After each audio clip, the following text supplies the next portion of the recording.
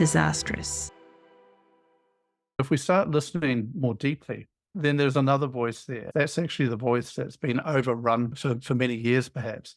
Canterbury, the earthquakes, caused me to look more deeply and listen to that voice and take more risks, thinking, we haven't got all the time in the world. When are you actually going to start doing some of these things that run deep for you?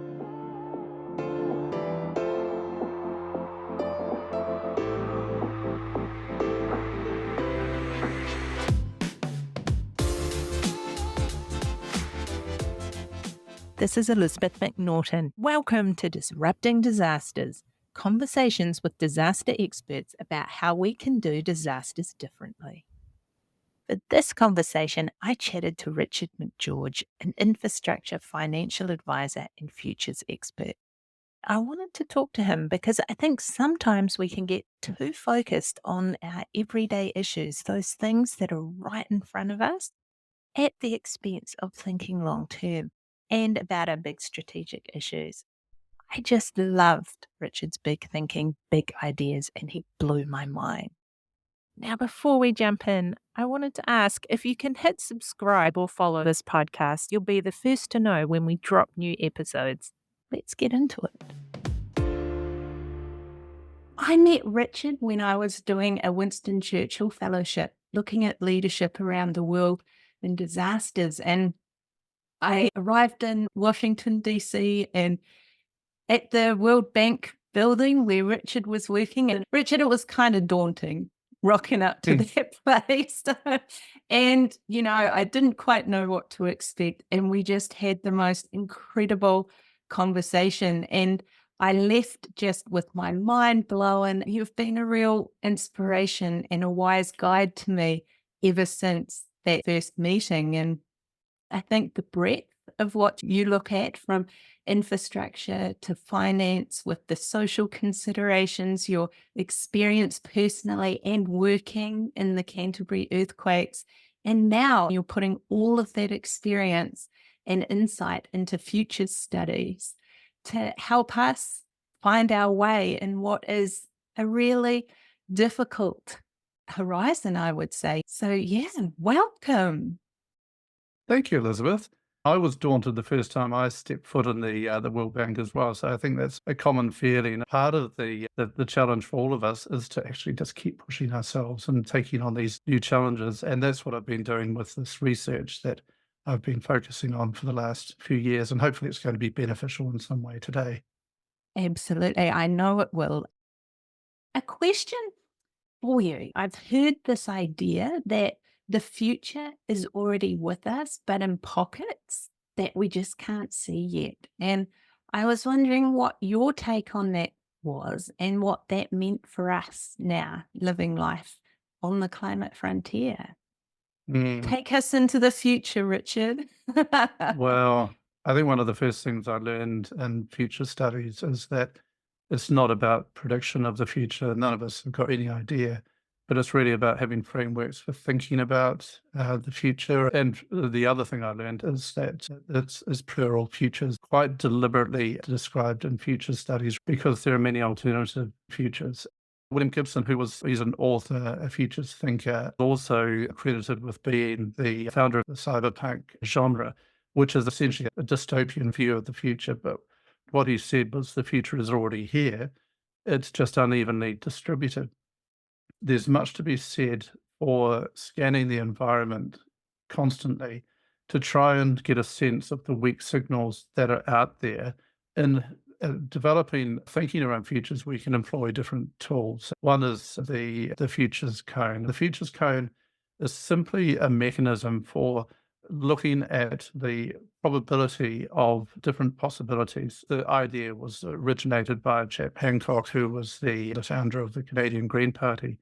And the idea is, if we imagine that we're sitting on a dark road in our car, maybe it's an old car where the headlights still go out in a cone, and we can see more immediate. It's a 1956 Chevy, for argument's sake. Part of the reason why we've got climate change, no doubt. We're sitting in this car, and we're looking out into the distance down the straight road, and what we can see immediately in front of us is quite clear, but it becomes more diffuse as we go out. Now, if we look out into the distance and we start dropping possibilities into that cone, we can start dividing them up, and we can divide them up based on whether we believe those possibilities are impossible or whether they might be possible. And if they're possible, how possible are they? Are they possibilities simply? Are they probable? Are they preferred? And from that, we can actually start a little bit like sifting soil. I'm mixing my metaphors, I know, but sifting soil, we're actually taking a vast array of possibilities and sifting them down to a set that we really ought to be focusing on. And that's really a matter of doing a probability to an impact type of assessment. The future is in many ways already here. We're starting to see some elements really emerge even more. The one that really stands out for me is generative AI. We're all now familiar with ChatGPT and the AI race like the dot-com bubble.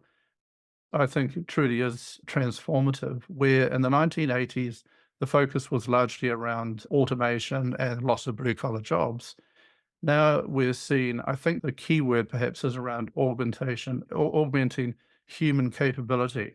Now, that's really relevant for disaster management, because we know in disaster management, disaster recovery in particular, we experience this time compression where there's so much we need to achieve, but we've got limited time and resource to be able to do that. This is where generative AI can play a role. One thing that we ought to be doing is developing custom AIs, GPTs, that encapsulate our knowledge of disaster recovery and disaster management so that we can query and get results really quickly, faster than we can do with human input alone. I've mentioned this to some friends and colleagues at NEMA. I think this can be done at a local level as well, where we really are able to speed up the process of human contribution through this augmentation. But the future, I believe, is already here. We've got to research it and keep thinking about that environment and scanning. Thinking about these concepts, they're powerful concepts. And last week I was up on the East Coast and up in Hawke's Bay working with people on their Cyclone Gabrielle recovery work, from execs teams to operational people, and also up to Wairoa. And, I just felt how difficult it is. It just put me right back. Richard, you remember the Canterbury earthquake days and just how tough that was. And I remember when Cyclone Gabrielle happened and we had a chat and you said, this needs to be the most strategic recovery yet. And I'm interested in what you meant by that and how these elements of future studies play into that. Yes. Thinking back to the Canterbury earthquake days, and 10 years and more has now passed, of course, and so we much has changed in that time. Strategy has changed. Where in the past the focus has been on where are we, where do we want to go to, how do we get there, and we're reconciling those 3 points. That deterministic approach to making strategy is increasingly going to be flawed, I suspect. And the reason why is that if we put a stake in the ground, when we get there or close to it, we'll see that circumstances have shifted so much that the strategy is no longer applicable.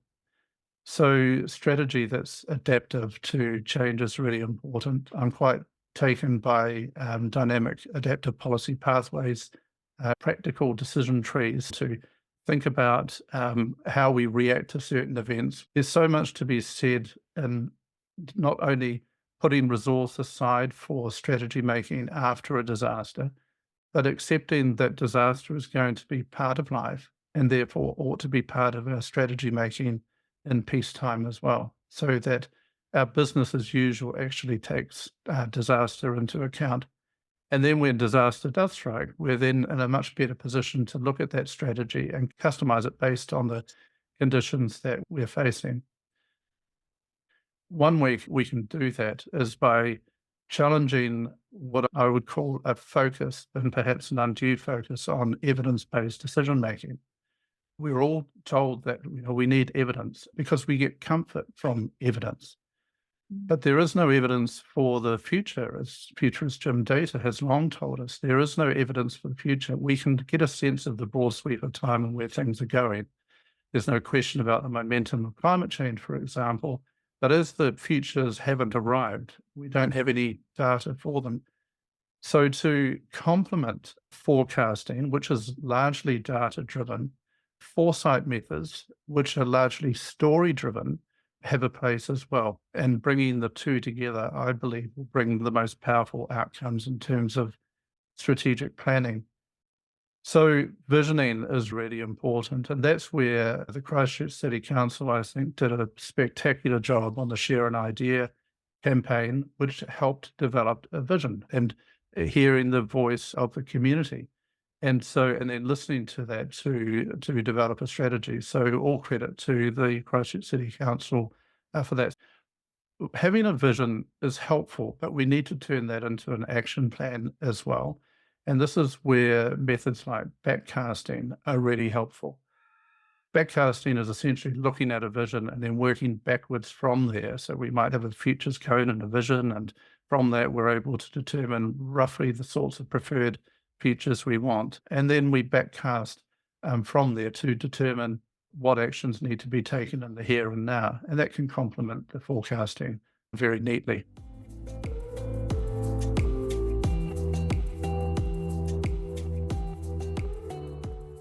You know, when I was in New Orleans after Hurricane Katrina, and people were describing the response as a failure of initiative, there was a failure of imagination when it came to working with disasters. So where does imagination, creativity, where do you think that fits in understanding or preparing or recovering from disasters? I think imagination is central, and we all have imaginations. It's possibly the biggest human asset in many ways, and it's a matter of how that imagination can be fostered. It's how do we take our imaginations and our ideas and take them into the workplace, for example. It's quite unsafe often to put ourselves out there, and I remember talking to you previously in my experience at Sarah, and it's not a criticism of Sarah, it was a collection of the most wonderful, capable people, but it's the nature of things at the time when there's a focus on discipline and trying to establish a taxonomy for how we speak about disaster and understanding the way forward. There's space for creativity within that. And a small example is my work with Julian Carver. Julian was responsible for the GIS work at Sarah, which doesn't sound that important, but it was fundamentally important at the time. And Julian and I worked on an idea where we were trying to visualize what the city might look like, and using his team's GIS capabilities and Google Liquid Galaxy, we were able to start creating a 3D view of how the city was going to evolve as buildings came down and how it might evolve as buildings went up again. And that really was an underpinning for the blueprint for the city, because it gave people an opportunity to visualize how things might be and to have a voice, to be able to give feedback about what they thought about that vision. After all, a vision is a vision, and so we ought to be able to visualize it. So creativity is really important, but I felt, and not just with my own ideas, but with those of others as well, that we had to run what I called the laugh gauntlet. You know, we had to run down this gauntlet of people who were laughing at our ideas, and we had to have the courage of conviction just to keep pushing through and see where it went. You know, there's got to be the opportunity for trying stuff and making mistakes. You know, creativity doesn't happen unless we're willing to take risks and make mistakes. And even better, when we're in an environment that allows us to make those mistakes as well. So rather than running down a gauntlet, it would be much better to be running down a line of people slapping you on the back saying, "Go, you good thing." And if it works, great. You know, we've achieved something for the benefit of the recovery. I love that, because there is that professional risk when you attempt something new. And I just feel it so strongly in our work that affected people, they deserve better. They deserve different. That our world, that the times that we are living in now also require something different. So, how we can really come together and support each other and work in new ways and collectively to achieve that, I think is so important. And I see it as if our learnings from the past combined with this creativity and this openness to try new things could kind of be like a blueprint for our future or futures, if you like. When you were saying about Canterbury, it reminded me how I had lunch with Duncan Gibb, the former CEO of the Stronger Canterbury Infrastructure Rebuild team. We were talking about the recovery model, the petal, the flower, that diagram, where you have the different environments. You have the built environment, economic environment, social environment, cultural environment, natural environment, and they all overlap, and community is at the heart of that. And that is your model for how you do recovery. And we went at lunch, we're like, yeah, but what does that actually mean? Like, how do you practically make this holistic disaster recovery happen? And just posing that question, we thought, oh, let's have a go at this, let's experiment. So we moved the Red Cross team and volunteers in with the skirt team. And we ran an intentional design process to understand what could come out of that. So, for example, when people are working on the roads, the community really wants to come and talk with them. It's what we all do. We talk to make meaning of our experience. But this meant that the people working on the roads were slowed up. So we would send volunteers who would then chat with them and then refer them to certain services. An example of how we could work better and faster together. And there were so many examples like that. They were amazing at GIS. We learned from them how to do that. So many examples. But the other part to that is at the beginning, you're each on your learning engines. So, for example, you'd have engineers restack the dishwasher after you or ask, why do you never stick to your meeting times and the room bookings and you take food in there? And we would say, well, if you're dealing with a sensitive issue, food always helps. And sometimes if someone is really grieving, you're not just going to kick them out of the room. So we learned so much about each other. And it was a beautiful sharing of skills in really practical kind of ways. So, I always think of that as an example of thinking how we can work better together collaboratively in different kind of ways. And that also leads into that culture that you were talking about and how to create a safety around that for this to emerge and this to happen.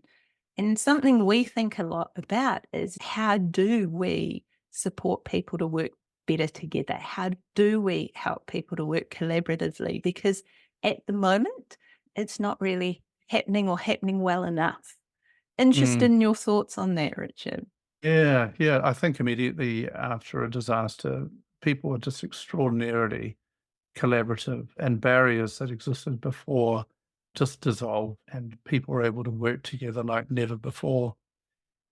And then slowly but surely, those barriers start to re-emerge. Maybe not the same barriers, but barriers nonetheless. And the scope for collaboration declines to some extent. So I guess the challenge for us is to find ways for those barriers to stay down for as long as possible, maybe never come back, although that might be too much to ask for. And so much does come down to culture. As Peter Drucker, the management guru, said, culture eats strategy for breakfast. So it's important to have a strategy. But unless the culture's right, then the strategy is never really going to be implemented as effectively as it could be. So culture is really important. And you mentioned SCIRT, the Stronger Christchurch Alliance. And Duncan did another very clever thing, which was realizing that there were 5 construction companies and then 3 funders, if you like, the non-operating participants in the alliance. That was the Crown City Council and Waka Kotahi, the transport agency. But he saw that the 5 construction companies, the staff were turning up at SCIRT and they were all wearing their livery from their respective companies. And that livery essentially accentuates our tribal nature. Mm. And Duncan, having seen that, said, we all wear the same shirt with the same brand with skirt on it, effectively saying we are all one tribe. And there's so much to be said, even in peacetime, to find ways to be one tribe. In a world that is becoming more multipolar, we can actually individually push against that trend and focus on how we can remain as one tribe by aligning culture. And if the culture supports the safe space for creativity and collaboration, then that's all to the good. What do you think? Yeah, and I do. I think the challenging thing post disaster is in those moments where we need to be one tribe, we need to work together, we are just so damn exhausted, that we can feel so depleted that even being nice to each other takes energy. Our social niceties can go and we can just get so ratty with ourselves, ratty with each other. We can really reach that spot where we perhaps don't feel as confident or competent as we usually do. And it's moments like that we really can see a fracturing amongst teams or communities, that loss Mm, of initial unity, and at the same time, a very punishing and demanding list of fix-its and to-dos and pressures. And so I think we've got this tension between how we need to be and function together and collaborate together with how we personally are physically and mentally feeling. And that really plays into this in a big way. So, how we look after ourselves and how we really need to take breaks and how we really need to look after each other in this space is so important to enable us to stay unified, to stay together, and to stay strong. And what I'm interested, Richard, because you lived this personally, you lived this professionally. Yeah, just really keen on your reflections on how you managed yourself as a leader through this. yeah, so much time has passed, and yet it's like yesterday as well. For me, there are a number of things that really stand out, and I think my experience is just repeated, by across so many people. Duality is one where by day you're working so hard in recovery, which is essentially providing a public good and a contribution to society. And then by night, you're attending to things at home. And amongst all of those things are insurance claims, for example, and all of the communication that has to go on as a family reorganizes itself and just copes. We're right up to maximum coping levels. And with every event that comes along, and it's not necessarily a disaster event, it just could be bad insurance news or a bad for us policy decision. These things push us over the edge in terms of our coping. So you're right, the self-care is just so important, and for me, I felt this fundamental call to action that I knew was going to be hard, but something deep inside was that you've got to play a role in this in some way. You've worked in development all this time in other places, but there's no other place now, it's here. This is a human development project, and I saw infrastructure differently, I guess, in that way. I saw the relationship between infrastructure and well-being outcomes and the human outcomes. I like to think that we need to bring in the natural dimension and natural well-being into account now increasingly. And so I felt this call to action, and yet I was exhausted at night as well, like everybody else was. In many ways, it was as a good friend said, a horrible opportunity for the city, for recovery, and personally as well. We wouldn't be having this conversation if it wasn't for that experience. I wouldn't have embarked on this research if it wasn't for Mm. that experience. I felt lucky that all of a sudden my brain was operating at a different speed, and my depth of thinking was at a level that I didn't recognize in myself. And so I was grateful for those things. But the compassion for oneself and the compassion for others is really important as well. And maybe one of those elements of compassion is accepting that everybody's trying their best through complex and difficult circumstances. And sometimes we're going to be ratty. We're not going to be at our best. We'll see the best of each other and we'll see the worst of each other. We just have to accept that it's going to swing like that. And unpleasant as that might be, but we really do see the best of society during those times, don't we?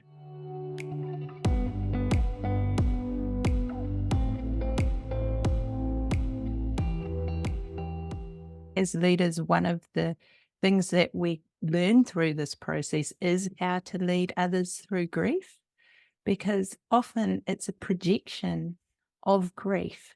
And people can't get angry at a cyclone or they can't get angry at an earthquake, but it's part of mourning the things that they have lost. And increasingly, I think we need to look into ourselves and consider, how do we lead people through grief, especially when we're now in a world of polycrisis or permacrisis. I think it's an increasingly important thing for us to be able to do as leaders and to understand. And so, are there things that you learnt for your leadership coming through Canterbury or your other experiences that have really stuck with you? Actually, a good starting point is to have a common understanding about the problem, because often we have very different perspectives. So actually having a clear problem definition is helpful, because then we all start, there's a more chance that we'll pull in the right direction and finding solutions. The second thing is having a framework for thinking. Every time there's a daunting challenge, finding a way to have a framework for thinking about the problem is really helpful. And for me, the framework for thinking came from a conversation with a teacher friend. And I was saying that I'm trying to find a way to articulate the relationship between infrastructure and human outcomes, well-being. We've got limited resources and we've got, needs and wants. We're going to have to work out, priorities. And my teacher friend, oh, you mean like Maslow's hierarchy of needs? And I thought, that's it. So I developed this idea around Maslow's hierarchy of the built environment. And you can see that there are services provided by different infrastructure for each level of those needs, from basic needs through to transformative wants, if you like. And so that Maslow hierarchy of the built environment ended up being really instructive for the infrastructure team at Sarah as we started to debate how we went about devising a recovery or reconstruction strategy for infrastructure. In other words, we focused less on the physicality of the infrastructure in the built environment, and we focused more on the services and outcomes that we were seeking to rebuild the volume, if you like, of the Maslow hierarchy. We thought of Christchurch and Canterbury as one big pyramid. And the pyramid had shrunk, how did we get that pyramid back to where it was, and what role did infrastructure play in that? So that was just a framework for thinking about the problem, and it made the discussion and developing strategies so much easier. That again is putting that holistic recovery model into practice. And because when you lay that infrastructure down, you're laying that down for generations.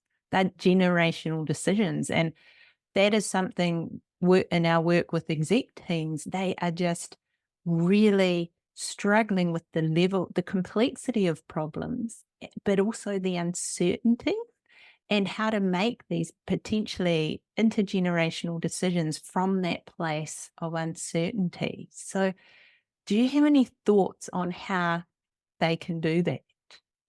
Yeah, the lock-in it cuts both ways, doesn't it? And infrastructure particularly, and foresight and future thinking all go so well together. Because as soon as we build a piece of infrastructure, you're right, it's locked in. We get a degree of a future that's locked in as a result. Sometimes it goes for us, and sometimes it goes against us, and we run the risk of having stranded assets or redundant infrastructure where we've got wasted investment, and perhaps more importantly, we've actually consumed natural resources. We call them resources, but I don't think nature calls them resources. We've consumed nature for something that hasn't been fully employed, and so there's a loss, there's a waste from that. So disaster, particularly where the built environment is affected, and disasters so often are an assault on the built environment, has a consequent impact on our well-being. The disaster where it affects our built environment is an opportunity to recalibrate as well. But how do we do that in a way that is sensitive to the environment. In many ways, I think of infrastructure increasingly as an organism. An urban ecosystem is essentially infrastructure providing an array of services to us. It's an extension of ourselves, part of a big organism. So thinking in systems is really helpful. Connecting those systems to our future lifestyles that we might lead is helpful as well. I think about the east coast of the North Island, for example, and we now have a new Minister for Space. We've got the rocket lab at Mahia Peninsula, that experience. And what's to say that with all of the space above New Zealand, which is quite unique, that New Zealand positions itself for space infrastructure? This is stuff that we're not thinking about right now, and yet could be of huge benefit to us economically and socially as well. So this comes back to that creating the space to be able to think these ideas and to be able to marry this visioning and backcasting together with forecasting, the data and the storytelling. We've really got to focus increasingly on telling stories to ourselves. What's the story we want to tell ourselves for the future, and how do we make that happen? And that is such a beautiful segue into Vanishing Point. Tell us about your recent experiences in storytelling and a way to help us understand and take us into possible futures. Yeah, this is pretty wacky. And Wacky, bring the wacky. I It's the had moment honestly, for that. I had no idea when I started doing this research. I started a PhD to focus on a well-being centered approach to recovery after the Canterbury experience. And the World Bank opportunity came up, and it was too good to pass up, and it was a wonderful privilege. And at the same time, I still had this thing bubbling away inside, and it evolved over time where I was thinking not just of human well-being, but also natural well-being as well, in the sense of infrastructure. And along the way, I thought, no, I've really got to go and do this, serve this thing that's bubbling up inside. So the first step, and I was driven by worrying about stranded assets around the world, having lots of white elephants and being wrong-footed, making bad investment decisions, but worse, having bad societal outcomes. And so that's where I started. I wrote a literature review that took an absolute age, where I was able to understand how infrastructure planning found its way back to the Neolithic period, 12,000 years ago. And we still practice largely the same model. Why? Because our whole economic system is based on extraction of our natural resources and growth from those. As a result, population has increased, our individual consumption has increased, and the consequent threats, particularly from climate, we see increasing as well. And many of the tensions that we're seeing in that multipolar world all relate to this. They all come together. They're not disparate. So having written this literature review and reading it myself, I thought, well, it's going to be hard to have workshops with people and engage with people and ask them to read this thing when the people I'm really wanting to talk to are busy professionals. My supervisors were saying, you've got to develop a PowerPoint or something like that. And I thought, I hope not. What can I do that's different? And I was in Washington, D.C. I was really jet-lagged, and I was sort of just kicking back, and I was watching YouTube clips about comics and graphic novels, because it's kind of been an interest, and there was something happening there. I could see a relationship between the lit review and telling the story in pictures, particularly across different cultures and different languages. A picture really does tell 1,000 words. So I was interested in that, and then stumbled on Midjourney as an AI tool for developing images from ideas, translating what's in one's mind's eye into a picture. I just can't draw it. And so that was just a godsend for me. I developed a script out of the literature review and developed a comic book as a consequence. Now, along the way, I discovered some things. One, to engage with people with a comic using comics-based research seems really implausible, but it is engaging on the other hand. The one thing I realized was that we were all children once. And when we're children, we're full of wonder and imagination, and storytelling is so much a part of who we are. And somehow that sort of diminishes over time as we get caught up with mortgages and all the things attendant with the current pressures of life. So to find a way to actually engage with busy professionals and say, look, here's a comic that uses 20% of the words of this literature review, but makes the same points, but in a much more engaging way that captures the imagination. Come to a workshop, where we're creating a safe space where we can vision and toss ideas around about what futures might lie in front of us and how that makes us think about how we go about planning our built environment. And so the comic then started to gain interest amongst my supervisors, and I presented the comic as a method for engagement with participants in research in Montreal at the Adaptation Futures Conference last year. And so I still feel it's kind of wacky, but it's actually much more true to myself. On the outside, I'm this aging infrastructure specialist, but on the inside, I'm as much a child as I ever was. And so the idea of bringing those together and telling a story to spark and catalyze the imagination of others and to promote a safe discussion where we get the best out of everyone in a group. To me, that's when the magic really happens. And finding that magic, I noticed a number of times in our conversation, you talk about what is inside or bubbling up from inside yourself. And it made me think about how we grow from adversity and how so many times I've seen people actually go through these disasters, go through the recovery process, and they actually start to ask themselves these really powerful existential questions like, what is most important to me? What do I need to protect? Who am I? How do I find the magic? Those sort of questions. And from that, really incredible things can change, can happen, can grow within a person. And this is the thing that a lot of people don't know or understand or expect after a disaster. It's really common. And I just wanted to ask you what advice you would have for people for finding the courage to do things that are a little bit left field, like the comic, and how you put that together and how you're representing these big issues. Or to dive into a PhD in futures studies. Like these are courageous decisions. They're different decisions. They're the kind of decisions that help take you and us into a new place. How do you find the courage to do these sorts of things, do you think?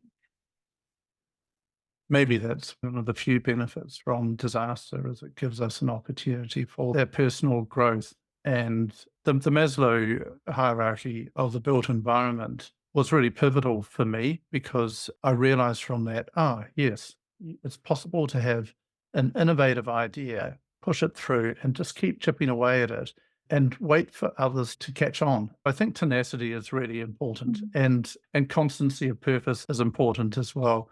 If anything, it's actually listening to that quiet voice inside. That's been, for me, the guide. And early on, I don't know that I listened to that so much. Psychologists will talk about the ego and the soul, and the ego has a louder voice, and the ego wants comfort, and it wants a comfortable life. So we want to have a nice house, and now we've got a mortgage, and we've got to keep our job, and that drives our behaviors as a result. But if we start listening more deeply, then there's another voice there. And that's actually the voice that's been overrun for many years, perhaps.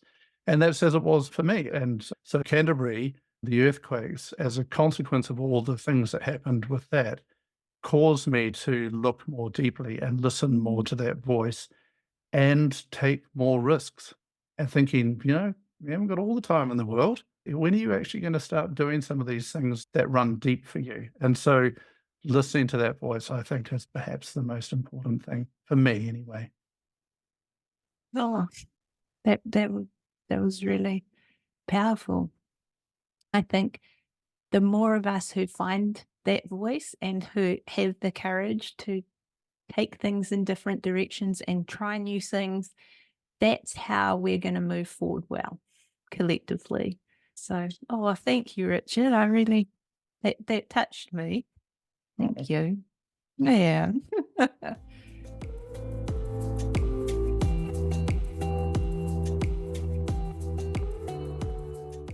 What keeps you up at night? Wicked problems or possible multiple futures that keep you awake? Different things. Now, we talked before about the multipolar world and the direction that might be taking us in. That concerns me quite deeply. the risk that things will bubble over into international conflict. I'm hopeful because, and we, from a disaster viewpoint, we tend to think about natural disasters, but we ought to be thinking about man-made disasters as Mm. well, and really understand the risks to our lifestyles, our well-being that could arise as a result of man-made disasters. And perhaps more thought is not so much about the worrying about what's the role that I can play in a positive sense, because we've all got a role to bring better outcomes, for example. So that's one thing. Absolutely. A big believer in the power of little things. If we all just think about what our little thing is, our little superpower or our way of contributing in a small way, Mm. collectively we'll get there. To go to the other end, what puts a spring in your step? What makes you optimistic about where we're heading? I'm really optimistic about the long term. The things that keep me up at night are more around the short and medium term. I really like Zaidan Sadah's work. He talks about the post-normal. The post-normal is a realization that what we considered normal is going or gone. Those touchstones that we take for granted in some ways are disappearing. And yet we haven't really established a new normal. We're in this in between where nothing really makes sense. And that's really destabilizing. But I believe that we come through into a new status quo, if you like. So I sense that we're in that post-normal in between at the moment. And so that gives me concern because who knows where it goes. But beyond that, I believe that we will push through into a period of growth and renewal, and not necessarily that extraction growth paradigm that we're locked into now, but perhaps a less extractive, but nonetheless growing, and not necessarily growth in material terms, but growth in terms of quality of life terms. So I really believe that by those little things that we all do, that we will get there, not without some hardship in the meantime, perhaps, but I believe we will get there, and I'm optimistic about that. Mm. Nice. And listening to you, it made me think I have some trouble with the phrase build back better. And this idea that we're returning to something or that we're going to back in any way to how things were before. I'm just interested in how you take that phrase, which is a catchphrase very much around in disaster recovery still at the moment. Yeah, I'm with you. There are two words that really stand out: build and back. Better, yeah, Mm. we can all agree on that. But build, we need to be thinking about non-built solutions as well, and green buildings increasingly. And when I think about green buildings, I think about living buildings rather than buildings that have a lower impact on the environment. The back, why do we want to go back? There are Mm. values that are really important to maintain and to foster. But the going back culturally and other ways, I'm not sure. I understand the sentiment, but to me, it needs to be forward looking and better. I can't think of a different term, but the build back better idea, I think, undersells what we can achieve. I do too. That arose out of the Boxing Day Asian tsunami way back then, that term. And I just think we've got a huge opportunity to create a new catchphrase, a new way of thinking to help us go forward. So I think that's an opportunity that we have. And that's not the only thing that needs to be different. So much needs to be different. If you could leave us today with just one thing that you recommend for us in disasters to do differently, what would it be? Planning. And so the thrust of the work I'm doing at the moment is understanding that relationship between forecasting, visioning, and backcasting. So the relationship between traditional methods of planning and foresight methods. We've all heard this term, infrastructure gap, the infrastructure that we should have but don't. I think, frankly, that's just a load of baloney. And again, we focus on the physicality of the infrastructure. To me, the infrastructure gap is this, and this is what I would like to leave. I believe that forecasting is crucially important and it's data driven, and we get some evidence from the past for that. Mm.